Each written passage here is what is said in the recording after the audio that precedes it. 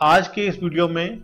हम यही जानेंगे कि लेटेस्ट सुप्रीम कोर्ट की जजमेंट जो है या गाइडलाइंस उसको हम कहेंगे, उसके आधार पे जो है कितनी एप्लीकेशन फीस होगी और कितनी जो है पर कॉपी की फीस होगी। तो चलिए शुरू करते हैं।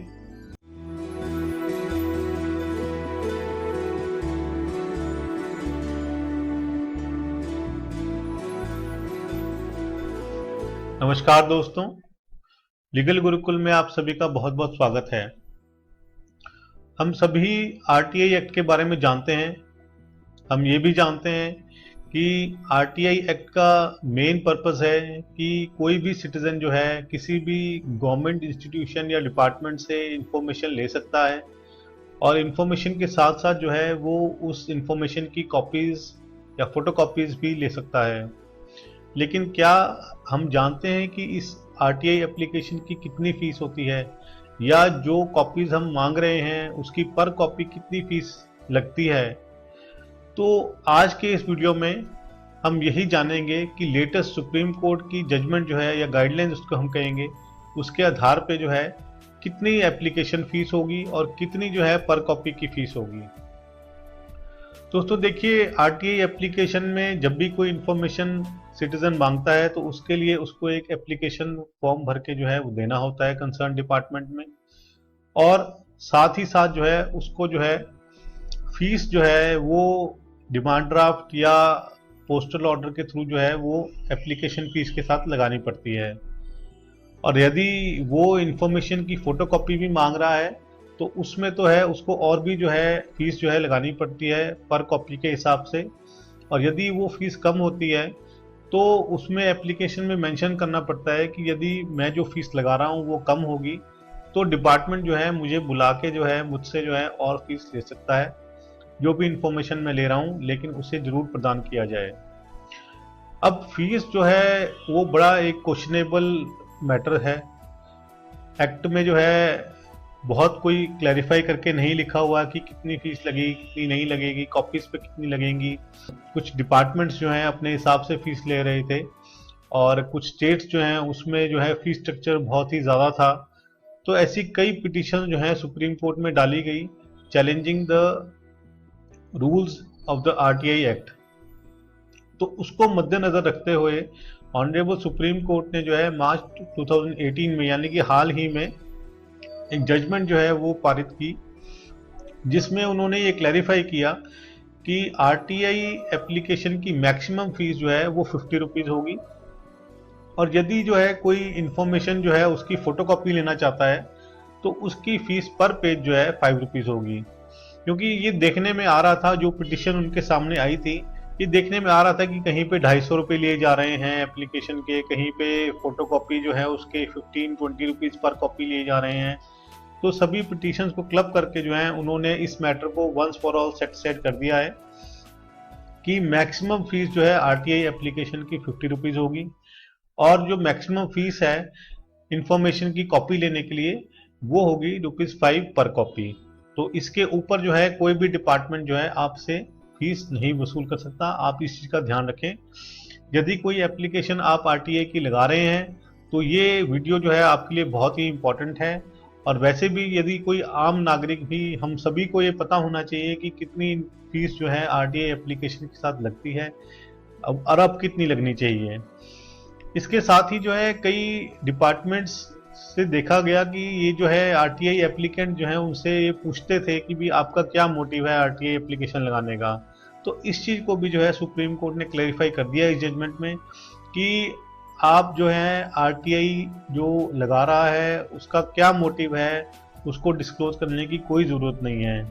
तो ये जो है दोनों के लिए ही है कि जो ऑफिशियल हैं वो नहीं पूछ सकते हैं कि आरटीआई एप्लीकेशन का मोटिव क्या है, और ये जो है जो आरटीआई एप्लीकेंट है उसके लिए बहुत ही बड़ा एक रिलीफ है कि उसको अब जो है कोई भी प्रेशराइज नहीं कर सकता कि उसको बताने के लिए कि आपका क्या मोटिव है। क्योंकि पहले जो क्या था कि यदि कोई ऑफिशियल जो है वो पूछता था आरटीआई एप्लीकेंट से तो आरटीआई एप्लीकेंट के पास कोई ठोस जवाब नहीं होता था। उसको बताना पड़ता था कि हाँ भी मैं इस वजह से जो है वो लगा रहा हूँ, जिससे कि जो पर्पस है आरटीआई एप्लीकेशन लगाने का वो काफ़ी हद तक फेल होने के चांसेस रहते हैं। लेकिन अब जो है आरटीआई एप्लीकेंट जो है ये कह सकता है कि as per the supreme court guidelines and order ये जो है इंफॉर्मेशन मैं आपको डिस्क्लोज नहीं करूंगा और नहीं करनी चाहिए। इसके बाद जो है जो फीस के मामले में सुप्रीम कोर्ट ने ये भी कहा है कि ये फीस जो है यदि कोई एक्सेप्शनल मामला आता है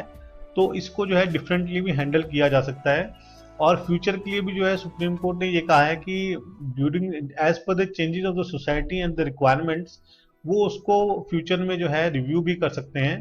कि कभी कहीं आगे जाके लगे कि ये फीस बहुत कम है या इसमें कुछ चेंजेस की रिक्वायरमेंट है तो सुप्रीम कोर्ट जो है ये उन्होंने एक इसमें छोड़ दिया है कि भी वो आगे भी इसको रिव्यू कर सकते हैं as per the requirements of the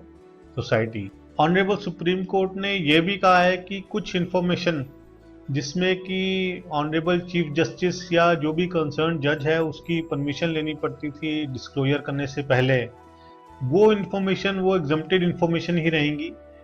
सिर्फ एग्जम्प्टेड इंफॉर्मेशन ही होंगी जिसमें कि कोर्ट से या कहीं से आपको परमिशन लेनी पड़ सकती है।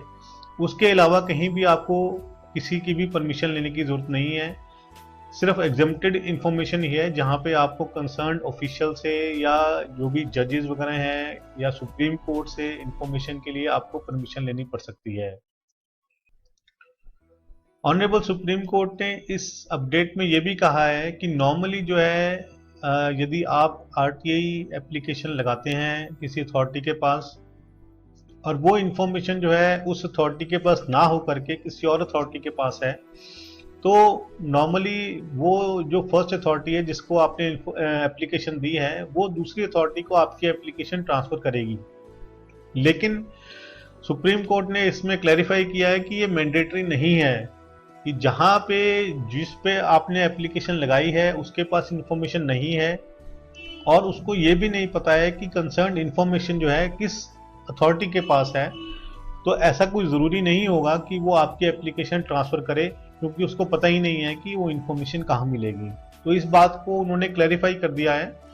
कि ये कोई मैंडेटरी नहीं है कि आपकी एप्लीकेशन यदि आपने किसी अथॉरिटी को दी है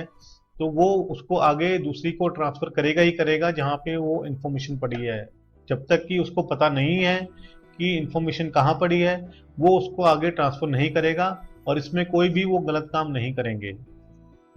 तो ये था आज का अपडेट हमारा जिसमें कि ऑनरेबल सुप्रीम कोर्ट की अपडेट थी जिसमें कि उन्होंने आरटीआई एप्लीकेशन के मैक्सिमम से मैक्सिमम